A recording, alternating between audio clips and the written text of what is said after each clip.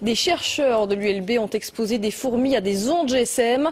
Très vite, les animaux sont non seulement désorientés, mais ils perdent de 50% de leur capacité. Un résultat qui donne à réfléchir. Jimmy Meo et Kinerkan. L'expérience peut être réalisée très rapidement. Poser un téléphone portable au milieu d'une société de fourmis et déjà instantanément, les premiers effets sont visibles. Vous voyez que celle-ci n'a plus sa locomotion normale. C'est plus faire aller ses pattes, c'est parce qu'elle a été trop longtemps près des ondes. Ça, c'est une ataxie musculaire. Le premier système touché est le système nerveux. Mais le système nerveux, il dirige tout. Il dirige la locomotion, il dirige la perception des signaux émis par les autres, il dirige le comportement, etc. Donc tout est affecté. Les capacités d'apprentissage des fourmis exposées aux générateurs d'ondes sont affectées de 50% par rapport à la normale. Et même avec une période de récupération, elles ne retrouvent que 60% de leur capacité de mémorisation. Si on arrête tôt l'expérience, elle va récupérer. Si on continue, elle va mourir.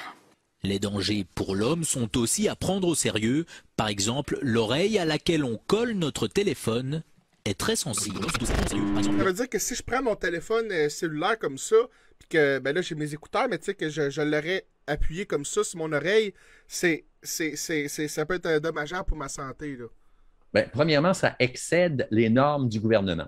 En d'autres termes, quand ils testent les téléphones, ils les testent à 1 pouce, à peu près de la tête. Puis en fait, le manufacturier peut les tester à la distance qu'il veut de la tête. Ah, oui? Ça n'a aucun sens. Okay. Donc, en d'autres termes, l'industrie s'est fait des normes pour l'approbation de ces appareils-là qui sont absolument ridicules afin de favoriser le déploiement de tous les modèles de téléphone sans aucune entrave.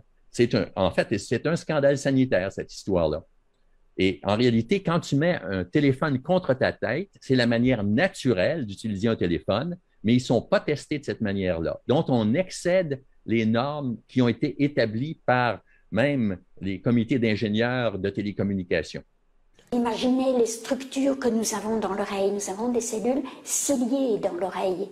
Déjà dans l'oreille moyenne, la trompe d'Eustache, mais après, pour l'équilibre, pour le son, ce sont des cellules terriblement fragiles. Les conseils, éloignez votre appareil, pas d'utilisation pendant trop longtemps. Et contre les insectes nuisibles, un petit générateur d'ondes pourrait ainsi faire office d'insecticide. Au niveau biologique, d'un point de vue biologique, la 5G a-t-elle tous les défauts? Bien, la 5G, elle a le défaut fondamental que c'est une augmentation des radiations humaines. En d'autres termes, l'industrie va vous raconter « Oh, les antennes qu'on veut installer ont besoin de moins d'énergie. » Mais il va en avoir 10 fois plus qu'avant.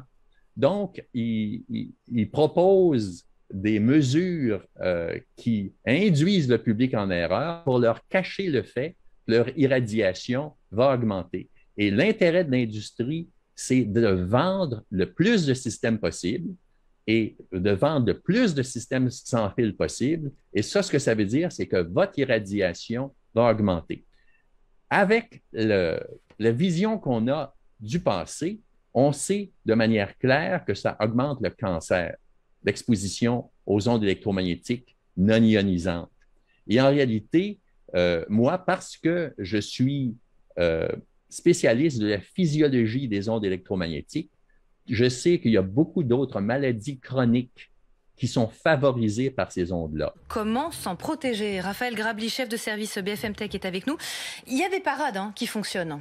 Oui, il y a des parades assez simples. Je vais vraiment aller à l'essentiel pour ne pas donner 50 000 conseils. Pas trop technique surtout. Non, on ne va pas faire de technique, mais il y a un conseil très simple et souvent auquel on ne pense pas, c'est téléphoner quand on est dans de bonnes conditions de réseau. En fait, il faut savoir que quand on passe un coup de fil, le téléphone, il va chercher à accrocher les antennes relais pour établir la communication. Et quand on est dans des mauvaises situations, par exemple, le pire des cas, c'est le train, on va appeler, bah, là, à ce moment-là, on va être beaucoup plus exposé. Il y a une étude de l'ANFR qui est très intéressante qui a montré qu'en fait, entre le moment on est au maximum de l'exposition aux ondes, vraiment le pire cas où on capte très mal, et le moment où on est dans un cas idéal, on peut diviser l'exposition par 32 000. Donc une barre, c'est pas bon, quoi. Ouais. Une barre, c'est pas bon. En tout cas, on évite de rester trop longtemps. Voilà. Donc, d'abord, téléphoner dans des meilleures conditions possibles. Et puis, l'autre réflexe basique, c'est toujours éloigner le téléphone de son oreille. C'est le plus simple. Alors, soit si on est chez soi tout seul, eh ben, on se met en mode haut-parleur. Sinon, tout simplement, les écouteurs. Là aussi, il y a une autre étude qui vient de sortir de la NFR qui montre en fait si on utilise des écouteurs, le fameux kit main libre qui d'ailleurs n'est plus obligatoire depuis quelques jours pour des raisons écologiques, si on utilise des écouteurs, que ce soit filaires ou même les Bluetooth, on divise l'exposition par 10. Donc c'est intéressant, le fameux conseil du kit main libre, tout bêtement. Donc premier conseil, on téléphone dans de bonnes conditions. Et si on peut, on met kit main libre ou haut-parleur.